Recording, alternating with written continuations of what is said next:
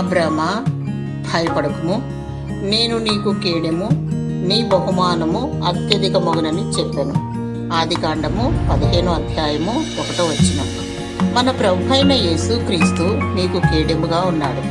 ఆయన ఆశ్రయదుర్గముగాను కోటగాను ఉన్నాడు. మిమ్మల్ని సంరక్షించి మీకు విజయము ఆజ్ఞాపించేవాడు ఆయనే. కేడెము అన్నది యుద్ధోపకరణములలో ఒకటి. 2 రకముల ఆయుధములు కలవు. మొదటిది శత్రువు మీద దాడి చేయు ఆయుధములు, రెండవది మనలను సంరక్షించుకొనుటకు వాడబడు ఆయుధములు. దేవుడు అబ్రహామును ఎన్నుకొని పాలు తేనెలు ప్రవహించు కానాను వైపు నడిపించెను.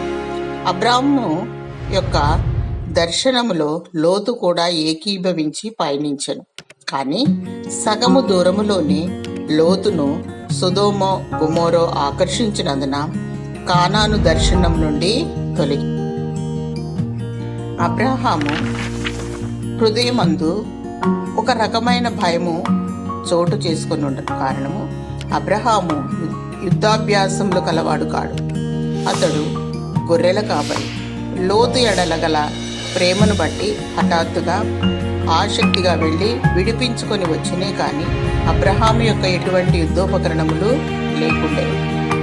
నేను యుద్ధమునకు వెళ్ళి జయము పొందితిని కనుక 4 రాజులు మరలా నా మీదకి వచ్చి దాడి చేస్తే నేనేమి చేయవలనని ఆలోచించుకొనిచుండగా దేవుడు ప్రత్యక్షమై అబ్రహామును పేరు పెట్టి పిలిచి, భయపడకుము, నేను నీకు కేడెము అని సెలవిచ్చాను.